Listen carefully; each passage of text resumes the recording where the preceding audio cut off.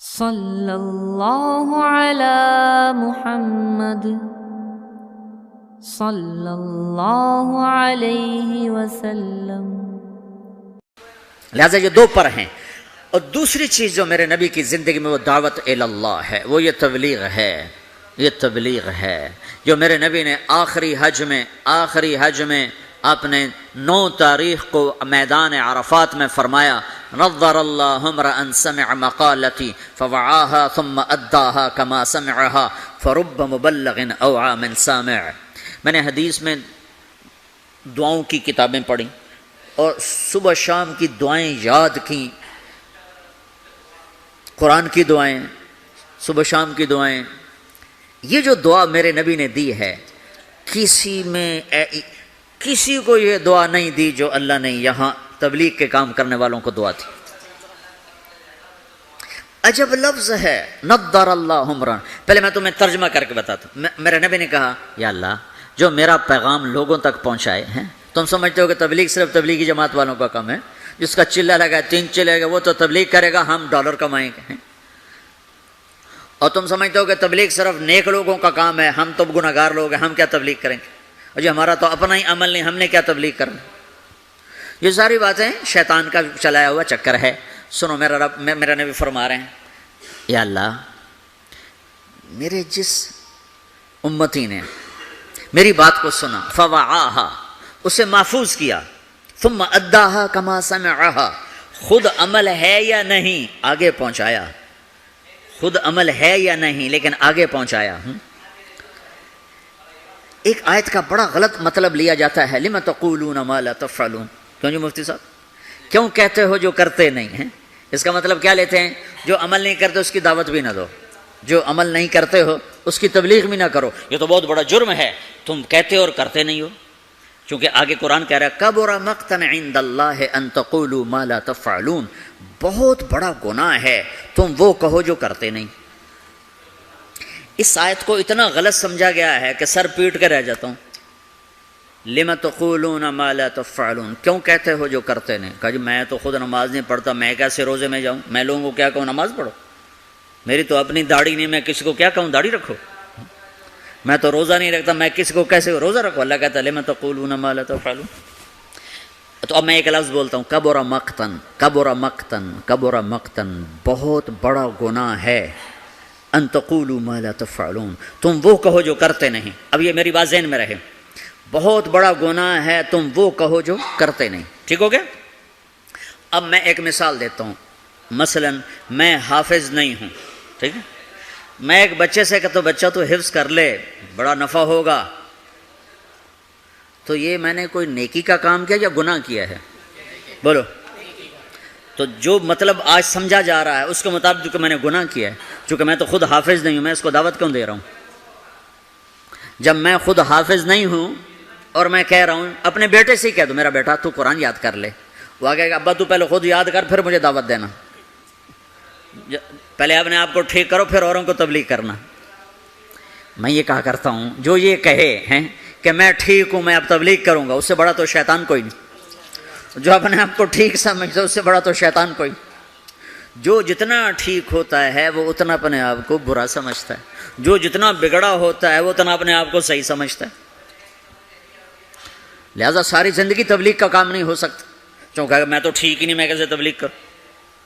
بیٹا قرآن یاد کر لے، وہ کہتا ابا جا تو پہلے خود یاد کر پھر مجھے تبلیغ کرنا، اور ابا بہت بڑا گناہ تو نے کیا ہے، اللہ کہتا کبر مقتا عند اللہ ان تقولوا ما لا تفعلون، بہت بڑا گناہ ہے تم وہ کہو جو کرتے نہیں، ابا توبہ کرو، تو مجھے کیا کہہ رہا ہے؟ یہ ساری بات ٹھیک ہے، عقل میں آنے والی ہے یہ؟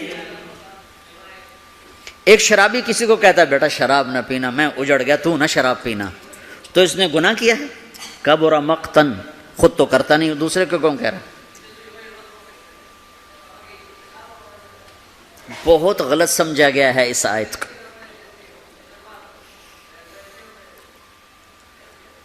مجھے جس نے 3 دن کے لیے وصول کیا تھا وہ آج بھی داڑھی موڑتا ہے،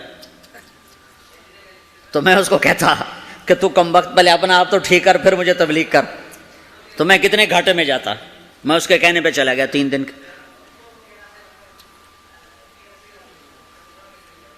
ایک آدمی کمزور ہے، تہجد نہیں پڑھ سکتا ہے، وہ کسی صحت مند کو کہتا بیٹا تہجد پڑھا کر، قبر میں اندھیرا نہیں رہے گا، روشنی ہوگی، وہ کہے بابا جی پہلے خود پڑھ پھر مجھے کہنا۔ تو یہ جس نے اس کو کہا ہے بیٹا تہجد پڑھا کر، خود نہیں پڑھتا، یہ گناہ ہے؟ گناہ ہے؟ تو پھر اس آیت کا مطلب کیا ہے؟ کبر مقتن، بہت بڑا گناہ ہے تم وہ کہو جو کرتے نہیں۔ لم تقولون ما لا تفعلون، کیوں کہتے ہو جو کرتے نہیں؟ تو اس آیت کا مطلب یہ نہیں ہے جو نہیں کرتے اس کی دعوت نہ دو، جو نہیں کرتے اس کی ترغیب نہ دو، یہ اس کا مطلب نہیں ہے۔ جس نے پھر اچھا 3 چلے تو میں نے لگائے، وہ ایک نوجوان مجھے، میرا دوست تھا، 3 دن کے لیے پکڑ کے لے گیا، میں چلا گیا۔ جس نے مجھے مدرسہ پڑھنے کی ترغیب دی وہ دکاندار تھا۔ 3 چلے کے آخر میں ہم دونوں کی تشکیل کٹھی تھی، مجھ سے کہنے لگا تم عالم بن جاؤ، ڈاکٹری میں ڈاکٹری پڑھنا چاہتا تھا، میڈیکل، میرے باپ مجھے ڈاکٹر بنانا چاہتے تھے، تو مجھ سے کہنے لگا تم خود وہ دکاندار تھا، میں اگر اسے کہتا تو پہلے خود عالم بن پھر مجھے تبلیغ کرنا، اور تو توبہ کر، تو نے بہت بڑا گناہ کیا ہے، تو مجھے عالم بننے کی بات کر رہا، خود تو عالم ہے نہیں، خود تو تیرا جنرل سٹور ہے، مجھے کہتا میں عالم بن جاؤں، جا توبہ کر، 2 نفل پڑھ۔ تو میں نے اس کے کہنے پہ عمل کر لیا، تو اللہ تعالیٰ نے مجھے اس راستے پہ لگا دیا، میں آج آپ کے سامنے بیٹھا ہوں، میں ڈاکٹر ہوں، میرا بھائی ڈاکٹر ہے، تو میں بھی وہیں بیٹھا کلینک میں ہوتا۔ تو اب میں نے مختلف مثالوں سے اس چیز کا غلط ہونا واضح کیا ہے۔ اب میں اس کا صحیح مطلب بتاتا ہوں۔ لم تقولون ما لا تفعلون، جو تم نے کام نہیں کیا وہ کیوں کہتے ہو میں نے کیا ہے؟ کبر مقتا عند اللہ ان تقولوا ما لا تفعلون، جو کام تم نے نہیں کیا اگر تم اس کے بارے میں لوگوں سے کہو گے کہ میں نے کیا ہے تو یہ بہت بڑا گناہ ہے۔ نماز نہیں پڑھی اور کہتا میں تو نماز پڑھتا ہوں، تو یہ ہے لم تقولون ما لا تفعلون۔ روزہ نہیں رکھا گا تو میں تو روزے سے ہوں، یہ ہے لم تقولون ما لا تفعلون، کیوں کہتے ہو جو تم نے کیا نہیں؟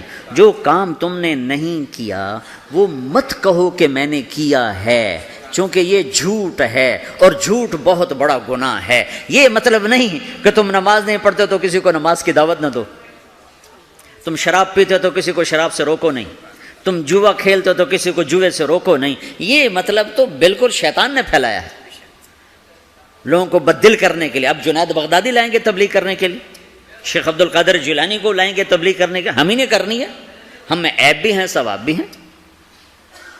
جب میرے ذمہ ایک کام لگ گیا ہے مجھے کرنا ہے، میں اچھا ہوں پھر بھی کرنا ہے، برا ہوں پھر بھی کرنا ہے۔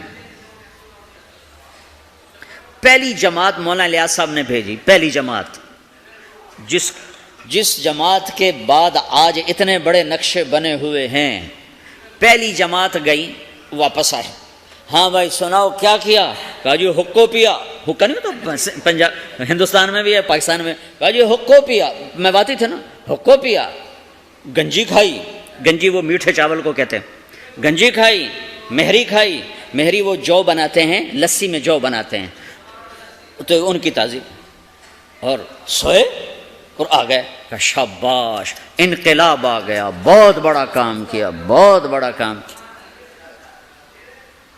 تو تم بھی اب پاناما میں اس پہلی جماعت کی طرح ہو کہ تم نوجوان اکثر ہو چکے ہیں، بوڑھے تھوڑے ہو چکے ہیں، نئی نسل پروان چڑھ چکی ہے، اب تمہیں تبلیغ کا کام کرنا ہے، تم جاؤ، کھا کے آ جاؤ، سو کے آ جاؤ، پی کے آ جاؤ، جو مرضی کر کے آ جاؤ، بیچ سے گزر کے آ جاؤ، لیکن تم نے بہت بڑا کام کیا کہ تمہارے قدم اللہ کی نسبت سے اٹھے ہیں، یہ ضرور رنگ لائیں گے۔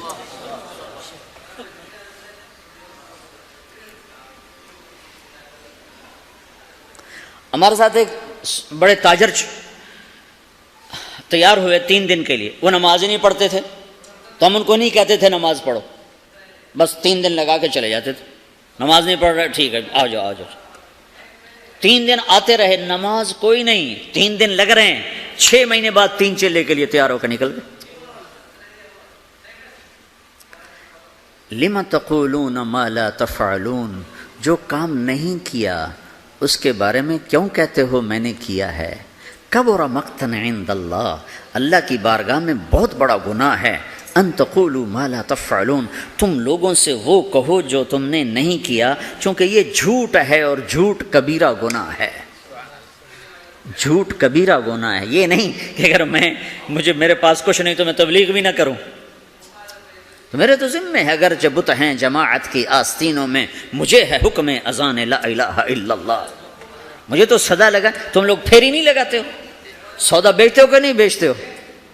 ارے بکتا ہے کہ نہیں بکتا؟ پھیری لگانے سے سودا بکتا ہے۔ تم لا الہ الا اللہ کی پھیری لگاؤ، تمہیں بڑے خریدار ملیں گے۔ تم نے پھیری لگانا ہی چھوڑ دیا ہے، صرف ڈالر بنانے کے چکر میں پڑ گئے ہو۔ یہ ہمارا کام ہے، یہ ہماری ذمہ داری ہے۔ تبلیغی جماعت نہیں، محمد مصطفیٰ صلی اللہ علیہ وسلم میدان عرفات میں کہہ رہے ہیں نضر اللہ امرأ سمع مقالتی فوعاها ثم اداها كما سمعها فرب مبلغ اوعى من سامع۔ میں نضر آباد میں بتاؤں گا، یا اللہ جو میرا امتی، جو تیرا بندہ میرا پیغام سنے، پھر اسے محفوظ کرے، پھر آگے پہنچا دے، عمل کرے یا نہ کرے، اس میں ہے ہی نہیں۔ ایک اور حدیث سناتا ہوں، من یاخذ عنی هؤلاء الکلمات فیعمل بہن او یعلم من یعمل بہن، یہ صحاح ستہ کی روایت ہے۔ آپ نے کہا کوئی ہے مجھ سے کچھ باتیں لے لے یا خود عمل کر لے، نہیں کر سکتا تو کسی عمل کرنے والے کو بتا دے۔ تو اگر عمل کرنا شرط ہوتا تبلیغ کے لیے تو میرا نبی یہ تو نہ کہتا۔ تو ابو ہریرہ کہنے لگے یا رسول اللہ میں تیار ہوں، مجھے بتائیں۔ یا اللہ جو میرا امتی تیرا بندہ میرا پیغام سنے اور اسے آگے پہنچا دے، جیسے سنا تھا آگے پہنچا دے، تو یا اللہ تو اسے نظرت عطا فرما۔ نظرت، یہ لفظ آپ یہاں پاناما میں سمجھ نہیں سکتے، چونکہ آپ کے یہاں خزاں ہے ہی نہیں، اور یہ سمجھ میں آتا جب خزاں دیکھی ہو۔ پتجھڑ دسمبر میں آ کر ہمارے ہاں پتے جھڑ جاتے ہیں، جنوری میں پتے جھڑ جاتے، درخت ننگے ہو جاتے، بالکل ننگے ہو جاتے۔ اور قرآن میں یہ لفظ آیا تعرف فی وجوہہم نظرۃ النعیم، تو دیکھے گا ان کے چہروں پر نعمتوں کی نظرت۔ ابھی میں ترجمہ بعد میں کرتا ہوں۔ وَلَقَّاهُمْ نَظْرَةً وَسُرُورًا، ہم نے انہیں سرور بھی دیا، نظرت بھی دی۔ نظرت ظاہر کی چیز ہے، سرور اندر کی چیز ہے۔ اب نظرت کیا ہے؟ جنوری تک پتے گرتے ہیں، درخت ننگے ہو جاتے ہیں۔ جب فروری کے پہلے ہفتے میں ذرا ٹھنڈک کم ہوتی ہے تو پھر شگوفے نکلتے ہیں اور پتے نکلتے ہیں۔ ان پتوں میں 3 چیزیں ہوتی ہیں، ایک بڑا خوبصورت سبز رنگ ہوتا ہے، دوسرا اس میں چمک ہوتی ہے، تیسرا وہ نرم و نازک ہوتا ہے۔ جب وہ مارچ میں آتا ہے تو چمک ختم ہو جاتی ہے، نرمی رہتی ہے اور سبزہ رہتا ہے۔ جب اپریل آتا ہے تو اس کی نرمی بھی ختم ہو جاتی ہے، چمک بھی ختم ہو جاتی ہے، صرف سبزہ رہ جاتا ہے، سبز رنگ رہ جاتا ہے۔ یہ جو اس کے اندر 3 خوبیاں جمع ہوتی ہیں، ایک چمک،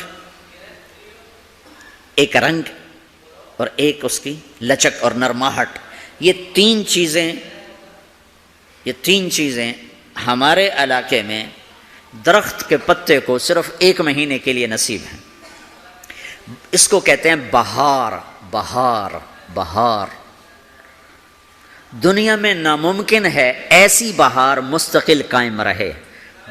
اپریل میں جاتے ہی بس اس کا ایک روپ رہ جائے گا سبز، باقی 2 روپ ہوا لے جائے گی، تپش لے جائے گی۔ یہ دنیا میں نہیں ہو سکتا۔ تو میرا نبی کہتا ہے یا اللہ جو میرا امتی، جو تیرا بندہ میرا یہ پیغام لے کے لوگوں تک پہنچے، اسے تو ایسی بہار دے جس میں خزاں نہ ہو، اسے تو ایسا خوبصورت کر دے جس کے پیچھے بدصورتی نہ ہو، اسے ایسی خوبصورت زندگی دے جس کے پیچھے بدصورتی نہ ہو، اس کے اندر کو خوبصورت کر دے، باہر کو خوبصورت کر دے، خوشحال کر دے، آباد کر دے، نہال کر دے، آباد کر دے، دنیا میں بھی خوبصورت بنا دے، آخرت میں بھی خوبصورت بنا دے۔ نظر اللہ، آگے مفعول فی ذکر نہیں کہ کہاں یہ بہار ہو، تو دنیا میں بھی آخرت میں بھی، آخرت میں بھی۔ کہ یہ دعا کسی کو نہیں دی سوائے تبلیغ والوں کی۔ جو بھی تبلیغ کرے، میں کروں، آپ کرو، جو کرے، یا اللہ جو میرا یہ کام کرے اس کی زندگی میں خزاں نہ آئے، اس کی زندگی میں بہار۔ کون سی بہار؟ وہ 3 صفت والی بہار کہ چمک بھی ہو، رونق بھی ہو، حسن بھی ہو، جمال بھی ہو، کمال بھی ہو، اور زوال سے پاک کر دے۔ یہ دعا ہے جو تبلیغ کا کام کرے گا۔ اور ذمہ داری ہے، آپ نے 11 تاریخ کو فرمایا، 10 تاریخ کو مینا کی وادی میں فرمایا فَلْيُبَلِّغِ الشَّاهِدُ الْغَائِبُ، میرا پیغام آگے پہنچاؤ۔ تو اب جب ہم نے پہنچانا ہے تو ہم نے تو کرنا ہے، عمل ہے یا نہیں، کرنا تو ہے، اچھا عمل ہے یا برا عمل ہے، کرنا ہے۔ پھر دوسری بات یہ ہے پتہ نہیں کس کی تو فعل اللہ تعالیٰ ہماری بھی بخشش کر دے. جنت میں لوگ جا رہے ہوں گے اور ادھر مجرم کھڑے ہوں گے، جہنم والے کھڑے ہوں گے. تو جنت میں لوگ جا رہے ہوں گے تو جہنم کی صفوں میں سے ایک آدمی کہے گا بھائی صاحب بھائی صاحب، ایک جنت ہو گیا بھائی صاحب بھائی صاحب، تو وہ کھڑا ہو جائے گا. آپ نے مجھے پہچانا؟ کہے گا نہیں. کہا میں نے دنیا میں آپ کو وضو کی ضرورت تھی تو میں نے آپ کو وضو کا پانی دیا تھا. یا یوں آتا ہے میں نے آپ کو پیاس تھی، میں نے آپ کو پانی پلایا تھا، یاد آیا؟ کہا ہاں یاد آیا. کہا دیکھو میری جہنم کا فیصلہ ہو گیا ہے، میری سفارش تو کر دو. تو وہ کہے گا یا اللہ یہ تیرے اس بندے نے میرے اوپر ایک احسان کیا ہے، مجھے یاد دلایا ہے، میرا جی نہیں چاہ رہا کہ میں اس کے بغیر جنت میں جاؤں، یا اللہ اسے بھی میرے ساتھ کر دے. تو اللہ فرمائے گا چل تو لے جا، تیرے پیچھے اس کو بھی کر دیتا ہوں. ٹھیک ہے، میری ساری تبلیغ مردود ہوگی. شہرت لے گئی، واہ لے گئی. ممبر پہ بیٹھنے والا یہ نہیں کہہ سکتا کہ میں اللہ کے لیے کہہ رہا ہوں. میں تمہارے بارے میں قسم کھا سکتا ہوں کہ تم سب اللہ کو راضی کرنے کے لیے آئے بیٹھے ہو. میں اپنے بارے میں نہیں کہہ سکتا کہ میں اللہ کے لیے تم سے بات کر رہا ہوں. میں موت پہ مجھے پتہ چلے گا کہ یہ مردود تھا یا مقبول ہے، یہ شہرت کا افسانہ تھا یا دین کی محنت تھی، یہ موت پہ پتہ چلے گا. اس سے پہلے مجھے کچھ پتہ نہیں.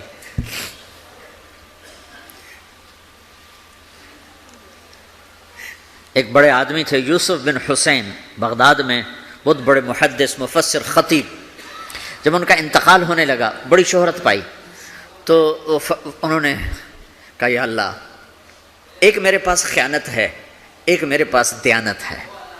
تیرے ساتھ میں نے ہمیشہ خیانت کی، تیرے بندوں کے ساتھ ہمیشہ امانت سے کام لیا، تیری بات کو صحیح پہنچایا، غلط نہیں پہنچایا یا اللہ. لیکن تیرے ساتھ میرا معاملہ غلط رہا، میں تیرے سے بددیانتی کرتا رہا.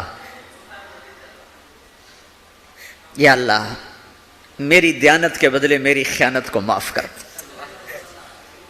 یہ کہتے کہتے ان کا انتقال ہو گیا. تو خواب میں اپنے کسی دوست کو ملے تو انہوں نے پوچھا آپ کے ساتھ کیا ہوا؟ تو کہ اللہ نے مجھے اپنے سامنے کھڑا کیا اور کہا یوسف تیری بات نے مجھے خوش کر دیا، جا اسی کے طفیل تجھے معاف کیا. بے شک میں تیری خیانت کو دیکھتا رہا لیکن تیری دیانت کے بدلے تیری خیانت کو معاف کرتا. میری تبلیغ مردود ہو گئی، آپ کی تبلیغ مردود ہو گئی.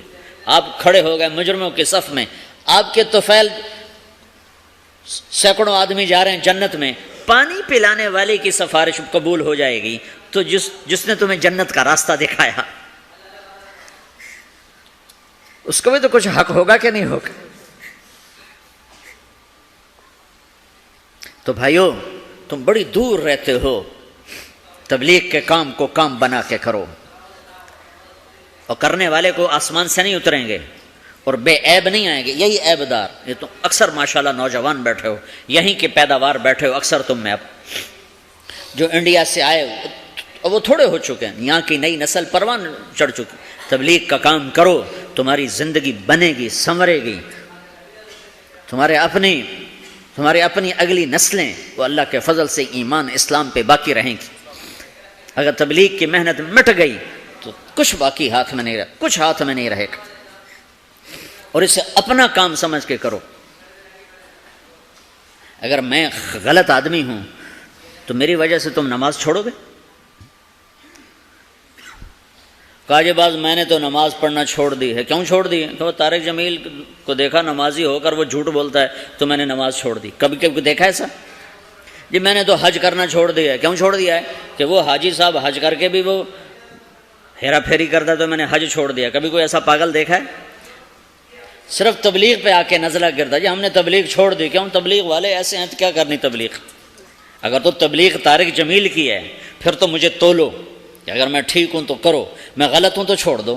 لیکن جب تبلیغ بھی اسی رب کا حکم ہے جس نے نماز کا حکم دیا، تبلیغ اسی رب کا حکم ہے جس نے روزے کا حکم دیا، تبلیغ اسی نبی کا امر ہے جس نے ہمیں شریعت دی ہے، تو مجھے کرنا ہے.